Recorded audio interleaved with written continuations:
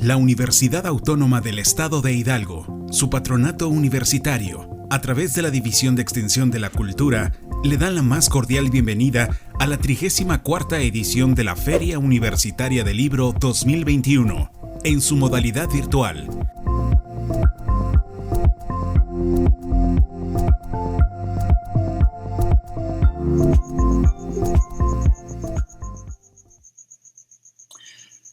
Les agradezco mucho que estén aquí en la Feria Universitaria del Libro de la Universidad Autónoma del Estado de Hidalgo en la edición número 34. Yo soy Rafael Barajas, el Fisgón, trabajo para La Jornada, para la revista El Chamuco, para el Chamuco TV, y les voy a hablar de la relación que existe entre los medios masivos de comunicación, cómo funcionan, un poquito su historia, y qué es lo que está ocurriendo ahora con estos medios masivos de comunicación. De entrada, yo quiero señalar que en todos los tiempos la gente del poder, los poderosos, han buscado mecanismos para controlar a la población, y uno de los mecanismos más eficaces es el control de las ideas, el control ideológico. Y en especial la gente del poder durante muchos años, durante décadas, siglos, milenios, buscó controlar a la gente a través de la organización del pensamiento y de esta organización de pensamiento ligada concretamente a la religión. Porque la religión explica muchas cosas de la vida, resuelve en principio muchas preguntas claves, y los poderosos durante siglos buscaron, digamos, estructuras ideológicas a través de la religión para controlar a la población. Sin embargo, desde el siglo XVIII, para combatir el fanatismo y los miedos irracionales, nos hemos encontrado con que hubo pensadores, luchadores sociales y científicos incluso que promovieron la libertad de pensamiento. Yo recuerdo a un escritor inglés que se llamaba John Milton, un ensayista inglés muy importante, que en el siglo XVIII, en Areopagítica, no sé si el siglo XVIII o XVII, escribió un tratado que se llama Areopagítica, que es un tratado contra la censura. Y ahí escribió, dijo que por sobre todas las libertades, déjenme la libertad de conocer, de hablar y discutir con libertad según mi conciencia. Y desde entonces, la libertad de pensamiento se asoció, entre otras cosas, a lo que es la libertad de imprenta y a la libertad de expresión. Y efectivamente, vivimos un periodo muy importante en el cual la prensa retó al gran aparato ideológico de la Iglesia. Hay una anécdota que sale en el libro Los Misterios de París de Víctor Hugo, que es muy bonita, que cuenta que hay un personaje misterioso que vaga por las calles de París, en fin, y cuenta que frente a la Catedral de Notre Dame, es una catedral hermosa, muy, muy imponente, se estableció un pequeño puesto de imprenta. Y este personaje misterioso pasa por ahí y dice, esto, es decir, este pequeño changarrito, matará a aquello, esto matará a la iglesia. Y así acabó siendo. El aparato de imprenta, los aparatos de imprenta, terminaron convirtiéndose en un aparato, en una institución, digamos, de divulgación de ideas, ¿no?, que llegó a tener un peso ideológico muy poderoso. Y si bien por la Iglesia hablaba la voz de Dios, a través de la prensa hablaba precisamente la voz del pueblo. Y originalmente estas pequeñas imprentas, estos pequeños negocios, eran como negocios familiares, eran negocios chiquititos. Y sin embargo, con el tiempo, se fueron sofisticando, se fueron complicando, adquirieron un poder inmenso, se convirtieron incluso en un poder institucional que retaba incluso a los demás poderes establecidos. Se estableció como lo que se conoce como el cuarto poder. En el siglo XVIII y buena parte del siglo XIX, los periódicos fueron la punta de lanza de la libertad de expresión. Y ahí se anidaban todos aquellos que buscaban la verdad, el debate de ideas, etc. Sin embargo, en cuanto se convirtieron en, digamos, una institución importante que llegaba a ser parte, digamos, del Estado, las lógicas del mercado se empezaron a tragar a estas pequeñas empresas y los grandes medios de comunicación se convirtieron en otra cosa. Con mucha facilidad, las lógicas del mercado se tragaron a las lógicas que impulsaron la razón de ser original de estos periódicos y nos encontramos con que las lógicas del mercado, en las lógicas del mercado, absolutamente todo se convierte en mercancía, incluso las noticias, las ideas y las opiniones. Entonces, la información pasó a ser una mercancía muy valiosa y sus soportes, es decir, los folletos, los periódicos, las cápsulas radiales, los videos cinematográficos o televisivos, se convirtieron en productos muy rentables. Por supuesto, esto implica que con la llegada de la radio y la televisión, que tienen gran penetración, pero que implican además inversiones muy fuertes, los propietarios de estos medios adquirieron un peso enorme ante la opinión pública. Y hay que decir que con mucha facilidad los valores de la ganancia se pueden imponer sobre los valores de la conciencia y cuando esto ocurre, la prensa se suele vaciar de contenidos éticos y deja de ser un ejercicio de libertad de pensamiento. Se convierte en una herramienta al servicio de intereses particulares que utilizan los medios de comunicación como herramientas para manipular a sus auditorios, a sus lectores, a la masa. Esto me recuerda una frase que escribió el gran periodista del siglo XX, que era Ryszard Kapuscinski, un polaco extraordinario, que dijo en un momento dado que cuando se descubrió que la información era un buen negocio, en ese momento la verdad dejó de ser importante. Y decía yo que con el tiempo la prensa fue desarrollando tecnologías y psicologías cada vez más sofisticadas, estrategias psicológicas más sofisticadas que permitían una mayor penetración. Y estas tecnologías llegaron a ser muy caras y hoy nos encontramos con que solamente un grupo de pudientes tienen acceso a ellas. Y en la medida en la que la industria de la comunicación empezó a requerir inversiones más fuertes, los medios se concentraron en unas cuantas manos y solo algunos magnates consolidaron verdaderos imperios mediáticos que hoy en día funcionan como aparatos de propaganda y de publicidad al servicio de grupos específicos de poder. Son maquinarias de engaño. A principios del siglo XXI, en la era del libre comercio, nos encontramos con que la riqueza se concentró en unas cuantas manos y hoy en día tenemos que unas cuantas familias, alrededor de 6,000 familias, son dueñas de la mayor parte de los recursos naturales del planeta y uno de los negocios claves de esta élite empresarial son claramente los consorcios de medios de comunicación.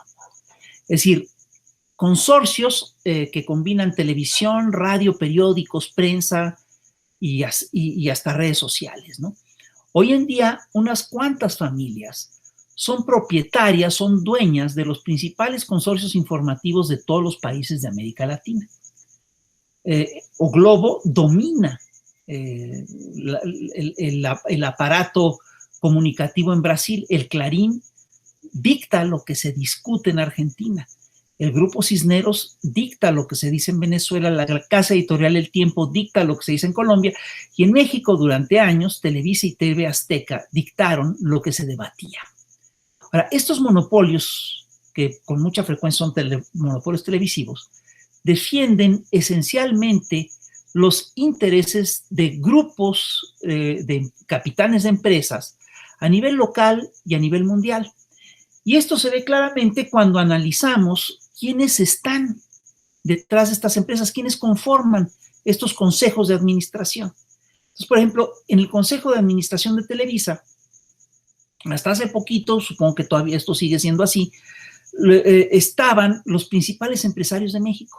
Emilio Azcárraga, Roberto Hernández, Pedro Aspe, Claudia X González, María Asunción Aramburu Zavala, Carlos Lindomit, Germán Larrea, Alberto Balleres, Fernando Senderos, Lorenzo Zambrano. Y por supuesto, Televisa nunca difundió noticias que pudieran afectar los intereses de estos empresarios. Entonces, es curioso porque estos grandes consorcios mediáticos siempre se reclaman como imparciales, veraces, objetivos, y sin embargo son armas de propaganda de grupos de interés, ¿no? Y estos medios ya no pueden censurar, porque además, como tenemos, como existen las redes sociales, como existe el Internet, es muy difícil censurar. Sin embargo, sí tienen la capacidad de implantar agendas específicas. Y estas agendas básicamente lo que hacen es que defienden los intereses de sus patrones. Estos consorcios mediáticos dicen defender la libertad de imprenta, dicen defender el derecho a la información, pero muy rara vez le abren espacios a los disidentes y a las ideas que son contrarias a las agendas de sus dueños. Estos consorcios mediáticos centran sus esfuerzos en implantarle a sus espectadores toda una serie de valores y de temas que les importan pues a los dueños de estas grandes empresas. Y esto es curioso porque es un proceso que se echó a andar desde finales del siglo XIX. Desde finales del siglo XIX, la imprenta tenía estos mecanismos y tenía estas lógicas. Ahora, esta historia, por supuesto, tiene sus peculiaridades en cada sociedad, en cada país. La lucha por la libertad de imprenta en México tuvo características muy específicas. Y efectivamente en el siglo XIX vimos cómo los grupos liberales pelearon porque en este país, porque en estas tierras, se pudiera expresar la gente con libertad. Hubo efectivamente un periodo en el cual grupos políticos y familias echaron a andar pequeñas empresas que eran los grandes periódicos de combate liberales, sobre todo del siglo XIX, ¿no? Y nos encontramos también con que a finales del siglo XIX, Porfirio Díaz echó a andar una prensa subvencionada basada en grandes rotativos, que era muy barata y es una prensa que quebró prácticamente a la prensa liberal de combate. Y desde entonces nos encontramos con que los grandes consorcios mediáticos dictan la agenda de la nación. Hoy en día, esto se ha visto complicado además por el hecho de que se han sofisticado los mecanismos de manipulación de la opinión pública. En México, como en todo el mundo, las grandes empresas de comunicación invierten millones para ver cómo manipulan a la opinión pública. Y hay grupos de expertos que hacen operativos psicológicos, ¿no?, para darle apoyo comunicacional a ciertos grupos políticos. Nos encontramos, por ejemplo, con que gastan millones de pesos o de dólares incluso para averiguar qué color tiene que tener la envoltura del papel de baño o el envase de una lata de frijoles, ¿no? Pero así como se hacen estas inversiones para vender productos, también se hacen inversiones importantes, se hacen operaciones psicológicas con fines políticos. Y estas operaciones psicológicas están dirigidas a la parte más inconsciente del cerebro, a los miedos y a las aspiraciones más irracionales de nuestra mente. Estas operaciones no buscan que reflexionemos la información. En cambio, lo que hacen es que manipulan nuestros sentimientos y nuestros afectos. Y existen toda una serie de mecanismos básicos hay todo un menú, digamos, de las operaciones psicológicas. Y estas operaciones psicológicas son más eficaces cuando se coordinan con el poder mediático y con el poder político. Entre las operaciones psicológicas que encontramos están, 1, el provocar miedo. Provocar miedo es la operación psicológica más vieja y es la más eficaz. Además, es particularmente eficaz cuando se utiliza desde el poder y cuando se utiliza a través de medios masivos de comunicación.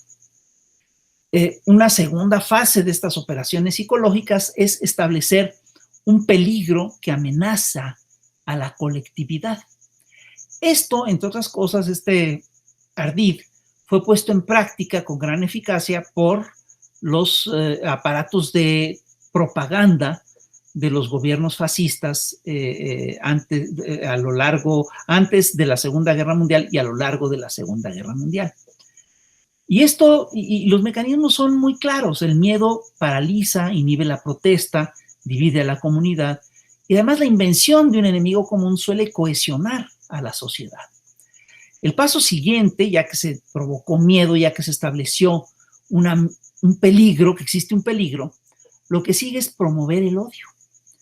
Porque el odio genera desconfianza, divide a la sociedad y permite, entre otras cosas, deshumanizar al rival. Ya que se hizo esto, lo que se hace es que se exacerba la violencia, ¿no? Y esto permite, entre otras cosas, que se pueda reprimir a la gente. Otro mecanismo psicológico muy común es exacerbar el desánimo. Decir que todos los políticos son iguales, que nada tiene sentido, que todo es lo mismo, que no vale la pena luchar porque de antemano está uno derrotado, etc. Y en la era neoliberal se inventó una nueva estrategia de manipulación que es muy eficaz y la define muy bien Naomi Klein, que es la doctrina del shock. Y esta doctrina se utiliza para implantar medidas que son antipopulares. Entonces, para implantar medidas que son antipopulares, lo que se hace es que se dan noticias alarmistas, se agita la población y incluso algunos regímenes provocan hechos que desestabilizan a la sociedad y se crea una crisis, ¿no? Y como remedio se presenta la medida que se quiere introducir. Aquí en México, por ejemplo, para convencernos de que había que congelar los salarios, que era una medida muy antipopular, dejaron que la inflación se disparara y nos presentaron el control de los salarios como la medida eficaz para controlar a la inflación. Y entre otros mecanismos que tenemos también de control de la población está lo que es el eliminar la identidad colectiva. Y este mecanismo consiste en ir borrando poco a poco la historia de los pueblos, el degradar las cosas que dan orgullo y que la cohesionan, etc. Y por supuesto, un mecanismo clave es el ocultar y negar la existencia de conflictos entre los diversos sectores de la sociedad. Entonces, las operaciones psicológicas y mediáticas le han servido a los grupos de poder durante décadas para echar abajo a regímenes progresistas como el régimen de Mossadegh en Irán, de Eliezer Gaitán en Colombia, de Jacobo Arbenz en Guatemala, de Salvador Allende en Chile, de Omar Torrijos en Panamá, y también se han utilizado en América Latina en las últimas décadas para echar abajo, para impedir, por ejemplo, el triunfo electoral de Cristina Kirchner, para sacar del poder a Dilma Rousseff, para meter a la cárcel a Lula da Silva y para fomentar el golpe de Estado contra Evo Morales. Hay que decir que en fechas recientes, ¿no? Existen toda una serie de técnicas básicas que utilizan estas operaciones psicológicas, y entre estas técnicas básicas tenemos las siguientes. Primero, la repetición masiva e incesante de un lema. Repetir un lema 1000 veces, aunque sea una mentira, hace que a la larga mucha gente crea que se trata de una verdad. La segunda técnica que es muy importante es la construcción de realidades mediáticas. Es a través de relatos de la televisión, desde programas de televisión, programas de radio y hasta cosas que se dicen en los noticieros, se va creando un imaginario idílico que es falso y que es compartido por millones, ¿no? Un ejemplo típico de eso es el American Dream, ¿no? Y una tercera técnica que es muy importante es la selección de una agenda masiva. Y aquí es donde intervienen los grandes consorcios masivos de comunicación, porque ellos tienen la capacidad de definir qué temas son noticia y qué temas no son noticia. Así, solo son noticia los temas que le interesan a los grandes consorcios. Y por supuesto, a partir de ahí una cantidad de mecanismos extra. La censura sigue existiendo. La censura es una técnica de control muy vieja que básicamente consiste en no difundir ciertas informaciones. Si bien los medios no pueden detener que otros medios no digan informaciones que no quieren que se difundan, ellos sí pueden decidir qué informaciones difunden y cuáles callan. Y esto sigue funcionando. Y por supuesto, los medios tienen mecanismos para manipular, por ejemplo, los titulares. Nos encontramos a cada ratito titulares que te dicen, por ejemplo, ayer había uno, desabasto de fármacos. Pues sí, hay desabasto de fármacos, pero resulta que es un desabasto de fármacos en un hospital de Chiapas, pero no es en toda la nación y demás, ¿no? Existen además las cortinas de humo, que son sumamente eficaces, ¿no?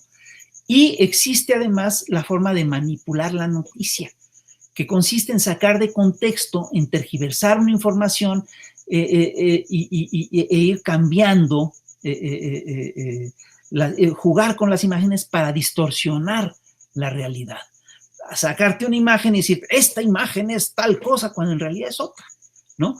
Y por supuesto, detrás de todo esto sigue funcionando la corrupción, que es todavía muy común en nuestro país, la intimidación a los periodistas, ¿no?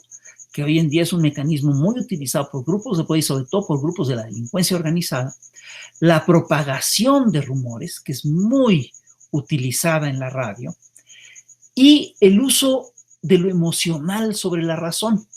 Y esta técnica es muy curiosa porque consiste en que estimula las partes emocionales sobre la lógica. De repente te dicen, oh, pues lo que dice este personaje, pues puede sonar muy razonable, pero a mí me da mucho miedo, ¿no? Y entonces con eso ya están manipulando a la gente. Entonces, a través de todas estas técnicas, que si ustedes se fijan es un menú bastante complejo, se puede crear una opinión pública, manipularlo, se puede manipular a la opinión pública y se le puede alejar de la realidad. Hay que decir que en el siglo XXI la religión ya no es el opio del pueblo. El verdadero opio del pueblo son precisamente los grandes medios masivos de comunicación. Y hay que decir que el control que ejercen los medios masivos de comunicación contribuyen mucho a mantener proyectos, sistemas, a defender intereses y demás. Y hay que decir que estas operaciones psicológicas se hacen absolutamente en todo el planeta. Y algunos analistas afirman que son una nueva forma de guerra de control que está dirigida a la población y se llama guerras de cuarta generación. Cuando cayó el bloque socialista, en la década de los 80s, lejos de desarmarse, los Estados Unidos emprendió un montón de guerras con el fin de afianzar su control sobre países y materias primas. La guerra del Golfo, la guerra del narco, la guerra de Afganistán, la de Irak, la guerra contra el terrorismo. Y Estados Unidos de repente se dio cuenta que para mantener la paz de libre comercio necesitaba una nueva estrategia militar de control de la población. Sí, porque tenía un ejército muy poderoso, pero no podía controlar a todo el planeta con ese ejército. Entonces, en 1991, hay un teórico de la guerra, un teórico israelita de la guerra, que se llama Martin Van Creveld, que escribió un texto que es muy interesante, que se llama La transformación de la guerra, en donde planteó que en un futuro el mundo entero podría ser controlado a través de una, digamos, a través de una serie de mecanismos, a través de una guerra, mediante una guerra, que manejaría una mezcla de propaganda y de terror. Entonces, esto nos han dicho una y otra vez que parece realmente una, que parece una teoría conspirativa, pero lo que es cierto es que este libro es en realidad lectura obligada para los oficiales de alto rango del ejército norteamericano. Entonces, estamos realmente ante una nueva forma de embestida a la población. Y lo que uno se pregunta es, bueno, ¿y este tipo de mecanismos se utilizarán en México? Por supuesto que se utilizan en México. En México se utilizan este tipo de mecanismos desde hace tiempo. Es decir, y este tipo de mecanismos, además, tienen un peso enorme en las redes sociales, en las televisoras, por supuesto, y en las redes sociales. Hay que decir que el día de hoy, en la televisión mexicana, la libertad del mercado prevalece sobre la libertad de imprenta y el debate de ideas se somete a los intereses monetarios. Sin embargo, a pesar de que acaparó las audiencias durante décadas, según diversos estudios nos encontramos con que la televisión mexicana hoy en día tiene un índice de credibilidad bajísimo y además está en un problema de supervivencia muy serio. Las grandes televisoras, los grandes consorcios, están sujetos a las leyes del mercado y en el año 2000 su poder era absoluto, llegaron incluso a impulsar proyectos políticos, ¿no? Sin embargo, con las nuevas plataformas de información, los viejos consorcios mediáticos televisivos entraron en una crisis profunda. Ya sabemos que las nuevas tecnologías pueden cambiar radicalmente a la sociedad. En el siglo XIX, la invención de los grandes rotativos le dio en la torre a las pequeñas imprentas. Del mismo modo, en la década de 1950, la televisión desplazó a la prensa. Y hoy nos encontramos con que en la década del 2010 el Internet y las redes sociales están desbancando a las televisoras. Si la prensa escrita no podía competir con la velocidad de la televisión, la tele tampoco puede competir con la inmediatez del Twitter. Entonces, hoy nos encontramos, ¿no?, que en el 2020 millones de mexicanos ya no se informan a través de los noticieros de Televisa, sino que se informa a través de plataformas como YouTube, Twitter, Facebook y demás, ¿no? Y nos encontramos, por ejemplo, con que los youtuberos tienen un peso importante y con que hay tweet stars que tienen que tienen unas audiencias que equivalen a estadios enteros, ¿no? Cientos de miles de seguidores, ¿no? Ahora bien, se ha dicho que las redes sociales han logrado la democratización del periodismo y es verdad que millones de ciudadanos de todo el mundo suben noticias a la red y que Twitter y Facebook se han convertido en fuentes importantes de información hasta para los medios más viejos y prestigiados. De repente el New York Times retoma ideas de Twitter, retoma cosas que se han dicho en Twitter, etc. Y esto lo entendió muy bien Donald Trump, que jugó con todo eso. Tenía en Twitter un aparato mediático muy eficaz, ¿no? Ahora, no se puede olvidar que en las redes sociales lo que se gana en rapidez se pierde en confiabilidad. Y allí cualquiera puede publicar lo que quiera y no hay filtros entre el emisor y el receptor. Y esto se presta a que las mentiras puedan circular con toda impunidad. Entonces, y además la otra cosa que hay que tomar en cuenta es que el Internet ha sido una muy eficaz herramienta para el sistema de libre mercado. El Internet ayudó como nadie a la globalización del libre comercio y es un hecho que las grandes empresas se nutren de los datos de los usuarios de Facebook, Twitter y Facebook, Twitter y TikTok y lo demás para hacer sofisticadísimos planes de mercadotecnia. Con la información que nosotros le damos en Facebook y en Twitter a estas empresas nos conocen luego mucho mejor de lo que nosotros nos conocemos a nosotros mismos.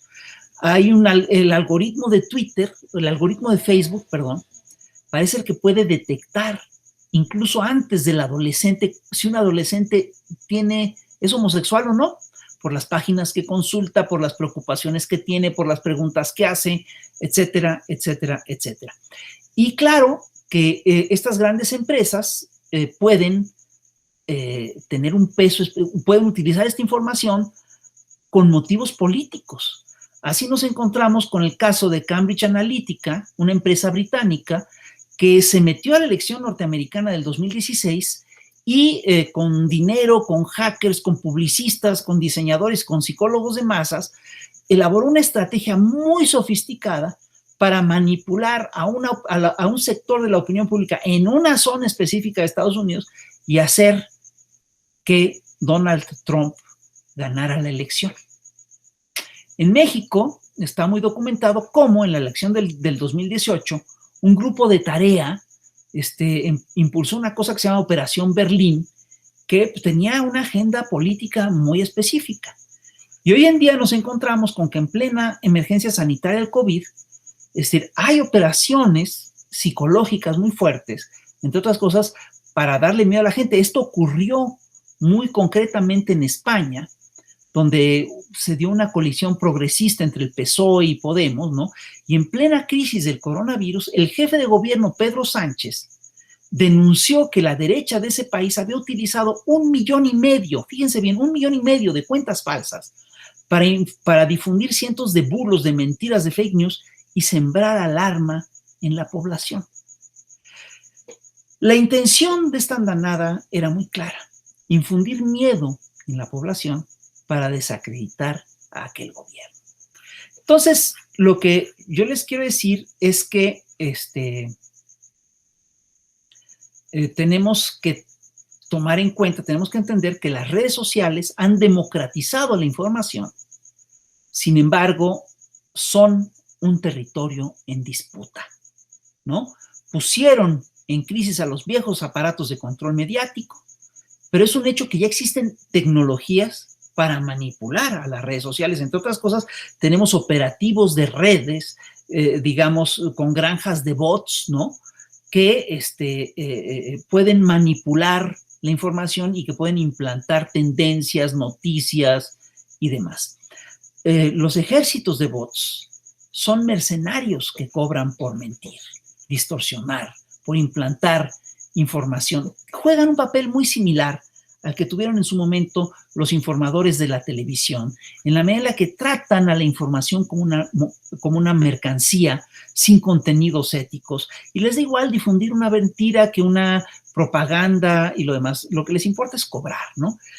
Y por supuesto, yo sí creo que son operativos que están en disputa. Las redes sociales están en disputa y tenemos, entre otras cosas, que encontrar cuáles son los mecanismos que se utilizan en estas redes sociales para manipular a la gente.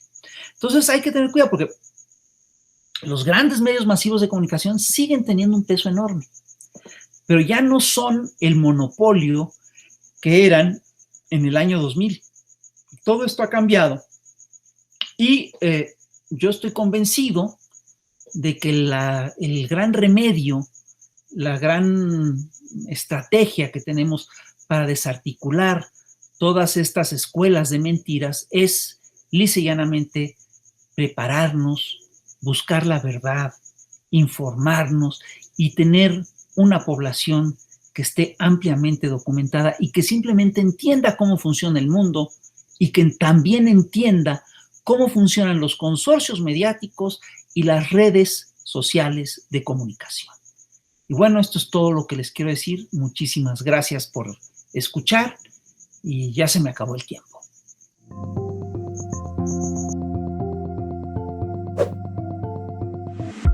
La FUL agradece tu asistencia.